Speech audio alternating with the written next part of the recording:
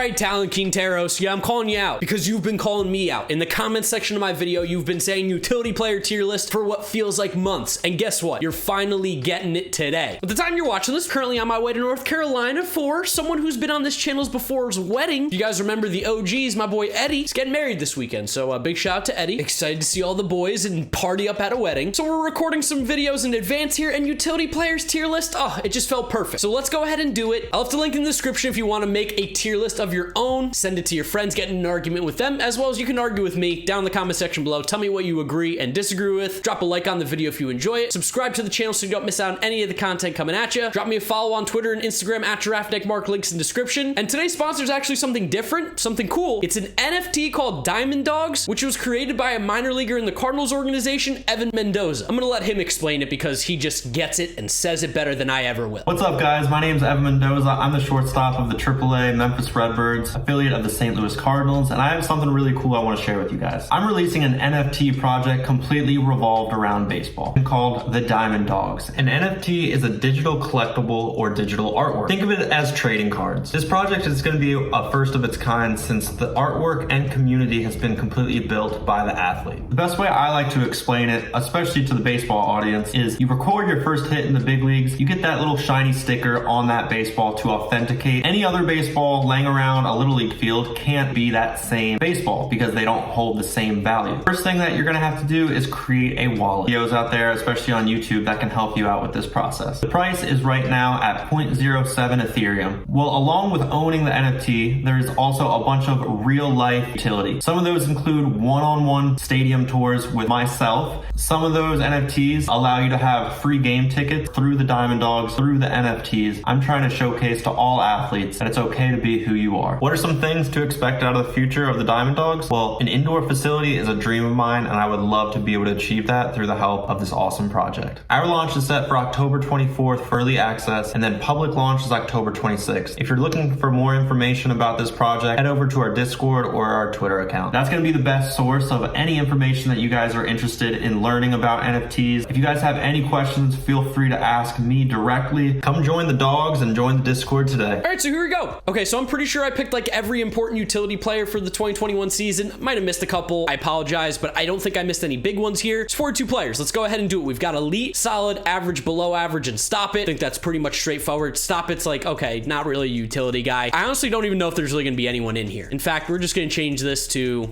not good. You know, we're just gonna get rid of it in total. You have value if you're a utility player. So getting to start off with Aledmys Diaz. Aledmys Diaz definitely has some value. Against left-handed pitching, he mashes. He's actually a pretty solid utility player. He like does some things well. He's a pretty decent player. I don't know if I'm gonna put him in that solid range. I think he's average. I mean, he could play shortstop if you wanted him to. Maybe not as much anymore, but he's a decent little player. All right, I believe this is Andy Ibanez on the Rangers. Andy Ibanez, he played decent this year. He kind of just smacks the ball all around. He's a pretty decent hitter. I want to see more out of him. I haven't been too particularly like impressed. I think I'll put him in average right now, but I think maybe if he is a good hitter, he can get more, but that's also kind of why he's a utility player, is because his bat's like definitely his plus tool. Brad Miller. I think Brad Miller is definitely a solid utility player. First base, second base, third base, corner, outfield spots. He's also been swinging a really good bat, crushes right-handed pitching. Brad Miller is a really solid player. He's one of the few guys on the Phillies that I'm like, damn, that was a really nice move by them when they got him. Brock Holt in the past, you know, was the utility man, a jack of all trades. Played pretty much every single position outside of catcher, and it wouldn't even surprise me if he did play catcher. He's pitched. Brock Holt's just not that player anymore. He's going to go in below average. Kevin Biggio. Kevin Biggio is so tough because Kevin Biggio, like, I think he probably is a solid utility guy, like second, third base. I think he's even played a little corner outfield, a little first base, even if you wanted him to. He was just really bad this past year, but injuries. I'm going to put Kevin Biggio in solid. I don't think this one bad year is really going to make him. I don't think he's one of the best utility guys on this list, but I think he's definitely a solid guy. I don't know. Maybe there should be another tier that's like good. I don't know. Maybe we'll add that. We'll add a good tier. So yeah, Biggio's going to go in good. Now it looks a lot better. Chad Pinder. Chad Pinder's tough. I would say Chad Pinder is average. He plays a bunch of different positions, hits about league average. Like there's nothing that Chad Pinder does particularly great. He just kind of all does it average. Chad Pinder. Chris Taylor. In the terms of utility players, I think he's elite. Now in the terms of like all players in Major League Baseball, no, of course he's not elite, but I think as a utility player, definitely plays short, plays third, plays second, plays first, plays center field, plays all the the outfield position. He basically can do anything except catch, and I bet you if you caught him, he'd be pretty well. He is kind of what you think of as like your quintessential utility player. Very, very good at everything. We like Chris Taylor a lot. He's going to go elite. Dalton Varsho. Dalton Varsho is a super, super interesting utility player. He catches, plays center field, plays the outfield. I think he even played a little shortstop in the minors. Actually played pretty well this year. I'm going to put Dalton Varsho in good. I think the ability to play the outfield, even center field, and catch alone is immense value, and he's shown some pretty good skills thus far. DJ LeMahieu. DJ LeMahieu has dropped off quite a bit. Starting to look a little bit old here. He's probably more of a third first baseman now, and maybe even more at first base. He's just kind of dropped off this year, but he's still good. He's still a very good player. I'll put him in the solid category. Same thing. I'm not going to count this like down year as like he's no longer going to be a good player. I just don't think he's like elite at this position or at being utility anymore. Dylan Moore, really raked in 2020, but he got more playing time this year, and I think he just falls in below average. Saw like 300 at bats of him being pretty not great. To me, that's just going to fall in below average. Eduardo Escobar. I think Eduardo Escobar is solid. I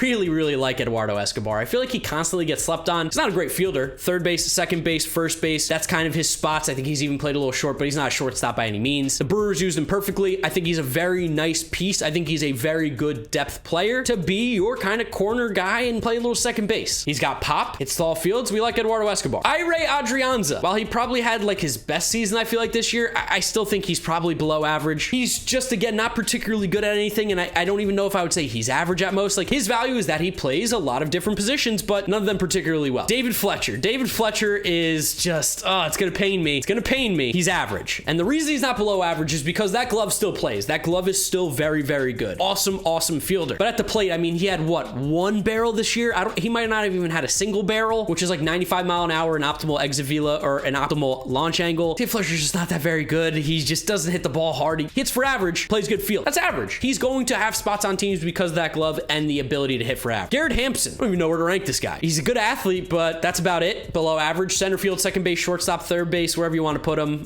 Just not very good though. Gavin Lux. For me, Gavin Lux, I'm going to put an average. While I know his numbers haven't looked great yet, and you might be like saying, how is he not below average? Gavin Lux is still young. There's still potential there. You see the good player somewhere inside of him. Adding the ability to play center field like we see in the postseason is kind of huge. Granted, it's not great, but it is big that he probably could become an outfielder at some point. Maybe be the new Chris Taylor if Chris Taylor leaves. Second, short, third, outfield. It's a lot of positions, but right now he's just average. Ha-Sung Kim. I think Ha-Sung Kim falls in this kind of same category as David Fletcher. A little bit better hitter, little worse glove, I think. I don't know. When I think of Ha-Sung Kim, like very good glove, but the bat's just not that good. Honestly, he's very similar to David Fletcher now I think about it. Ha-Sung Kim goes average. Hunter Dozier. That's tough to say. Hunter Dozier had that great year in 2019, but otherwise he has been struggle bust season the last 2 years. I'm gonna put him in below average right now. That pains me because he was playing well, but he has just kind of regressed quite a bit. Kiner Falefa. Kiner Falefa is a sick shortstop. He's great defensively. He can play short, can play second, play third. He even caught back in the day a few years ago, so I'm gonna put him in average as well. His best talent is that he can play a bunch of different positions very well. Jace Peterson, Brewers. While he has had some value this year, again, he's a depth piece. He's a bench guy. I'm gonna put him below average if I'm having the rest of these guys there. Jake Cronenworth. Jake Cronenworth is elite. He's one of the best utility players in the entire league. I love Jake Cronenworth. The Padres got an absolute steal with him. Emilio Pagan and Margot for him or whatever it was. Yeah, deal. Sign me up. Jake Cronenworth is a stud. He's so good. Second, short, first, third, outfield. I mean, he can literally pitch. He can pitch. There's nothing he can't do. Jeff McNeil. Jeff McNeil did not have a good year. Very bad year. And he kind of got exposed. Teams just started shifting him and he couldn't really get hits. I'm not going to lose hope. I'm not going to put him in the solid or elite tier like I once thought. I'm going to put him in good. I do think he's better than the guys that are listed in average right now. Gavin Lux is probably the only guy that I would say is probably better, but he hasn't shown it yet. Jeff has shown signs of being a very good player. Struggled this year. The ability though to play second, third, outfield, and he plays the outfield pretty well. That's pretty valuable. He's been good before. I'm still holding hope for Jeff. He's good. Joey Wendell. Joey Wendell's really solid. Joey Wendell has become a very good offensive player along with great in the field, great on the base paths. He's a really good baseball player. Love Joey Wendell. He's solid. John Birdie. John Birdie is, man, he doesn't really play any position particularly well defensively. He's just kind of a good athlete who can play them all. I'm going to put John Birdie below average. He's a Met killer, but I feel like outside of that, he's not that great. Jonathan VR. I'm going to put Jonathan VR in average while he had a good year for the Mets.